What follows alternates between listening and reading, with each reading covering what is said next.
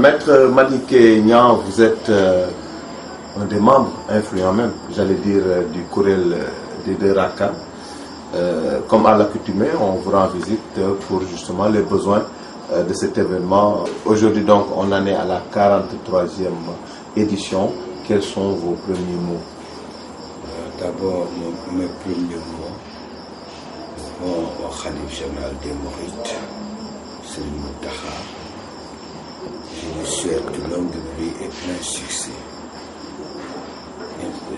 J'adresse les mêmes voeux à tous les chefs religieux du Sénégal. Mais aussi, j'ai une pensée pieuse pour Serigne Cheikh Sidi Makhtar, qui fut un homme remarquable, pétri de qualité. Aujourd'hui, c'est sa mémoire dont on va parler ce soir, parce qu'il est le parrain de cette 43e édition. Tout à l'heure, vous disiez, je fais partie des membres de ce Kuréel, mais je peux corriger en disant je fais partie des membres fondateurs. Et je me rappelle bien, j'en étais le plus jeune. Dieu m'a permis d'être encore là et que Dieu me permette encore d'être là avec vous. Chaque fois, c'est devenu une tradition, c'est avec plaisir que j'accueille chez moi Walfadjri. C'est l'occasion de me tourner vers mon frère et ami Sidi Lamine.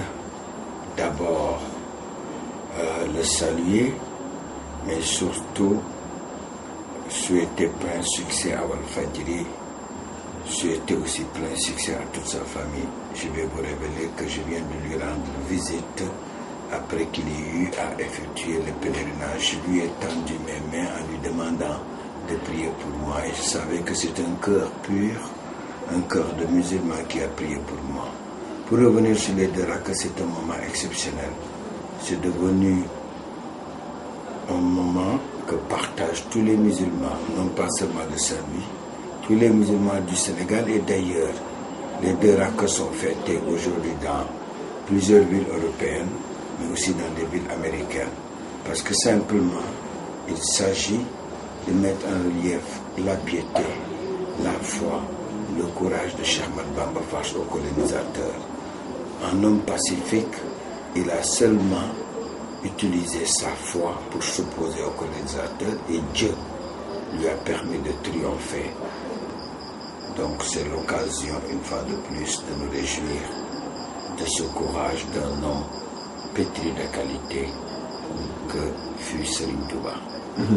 Cette année, pour perpétuer l'acte posé par Serigne Touba Khadimou Rassoul, c'était en 1895 dans le bureau du gouverneur.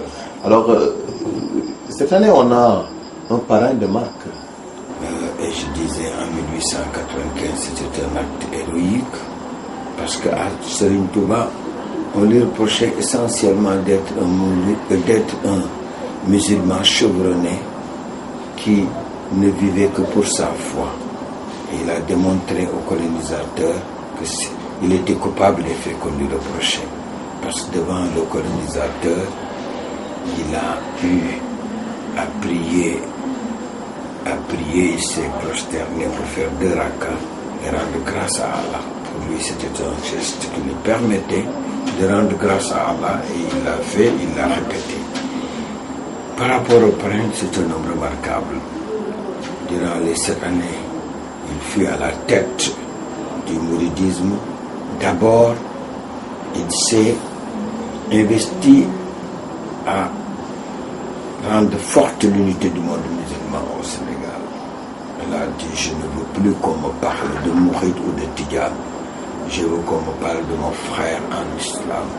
Et Dieu lui a répondu positivement parce qu'il a permis à ce que les Tidjanes, les Mourides et d'autres confréries parmi les plus importantes du Sénégal, que cela puisse pendant les 7 années qu'il a passées à la tête du Khalifa fêter ensemble les plus grands moments du monde musulman, c'est-à-dire la Korité, la Tabaski et le Gam.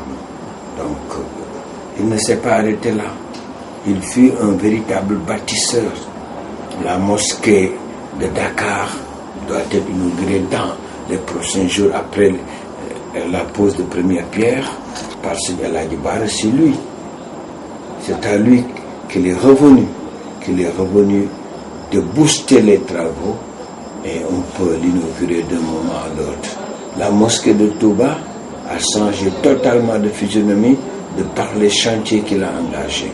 C'est un homme déterminé qui n'était intéressé que par une chose, servir Cheikh Ahmadou Bamba. Cet homme peut être offert un exemple aux générations d'aujourd'hui comme aux générations de demain, parce qu'il a su mettre en œuvre deux choses essentielles dans la vie, la piété et le travail. Ce sont les socles du mouridisme. Maître Madické Niang nga bokk ci ñi sanc kuréel des deux rakka ñuy def ren ji ñeent fukk ak ñetteelu édition bi lan nga yëg ak lan nga ciy wax.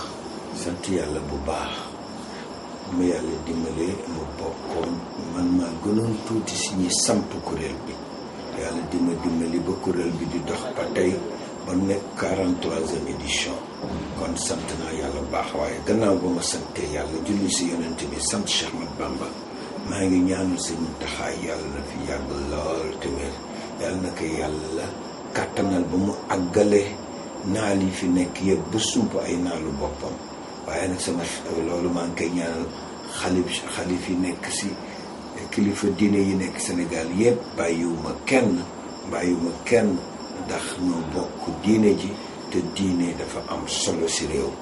maa ngi jottali aussi sama ziar jëmale ko si njabootu sëñ Cheikh Sidi Makhtar jàmbaar du am solo la woon yàlla na ko yàlla fayal. ren sax mooy parrain bi.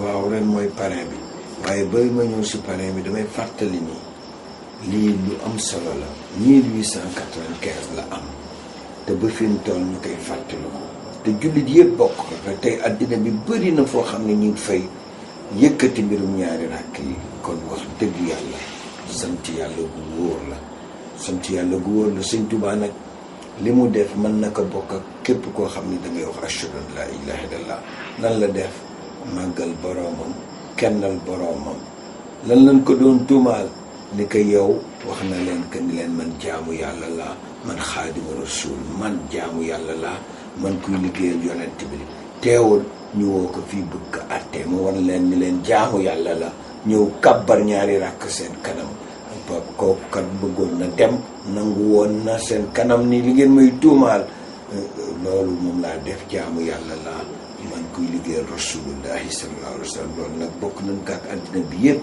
moo tax ñaari rakk yi am solo te bokk ci histoire religieuse Sénégal te muy ndamu Sénégal di ndamu Ndar ki nu tuddee tam kay wax jàmbaar ju am solo la waxuma lëkkale diine bi ni bëgguma déggati murit bëgguma déggati xaadim sama mbokk jullit rek laa bëggatuma dégg murit bëggatuma dégg xaadim bëggatuma dégg tijaan ñi ko sama mbokk jullit rek laa bëgg a dégg yàlla wuyu ko ba ñi nga xam ne ñoo ëpp solo bokk diine ji ñoom ñëpp ñooy julleendoo ñooy gàmbandoo ñooy tabaskeendoo def ko def lépp yàlla wuyu ko ndax dafa bëgg bennoo waaye nag muy jàmbaar joo xam ne soo demee jumaa Ndakaaru gi amul ndam lu gën kawe si Sëñ Tuubaa jumaa Ndakaaru gi ndax coono ba mu daj biir Ndakaaru na mu wéetoon Ndakaaru ak na mu metti woon si moom tey mu am fa jumaa ju toll noonu gannaaw ba ko Sëñ El Hadji Bara sumbee Sëñ Cheikh Sidi Makhtar moo ko àggale fii yàlla na ko Sëñ Muntaxa jullee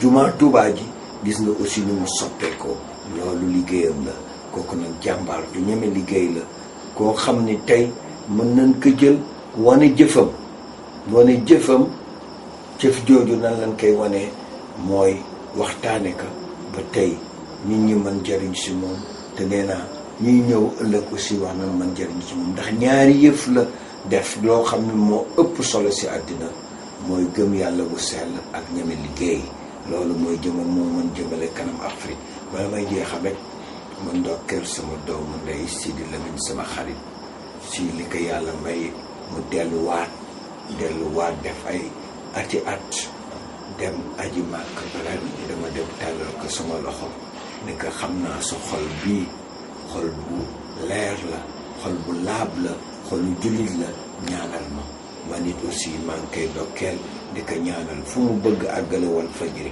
xeex bi moo xeexal diine xeex bi moo xeexal Sénégal xeex bi nga xam ne bëgg na ñëpp gore ñëpp am gëm diine yàlla naka si yàlla may ndam lu koy jox tam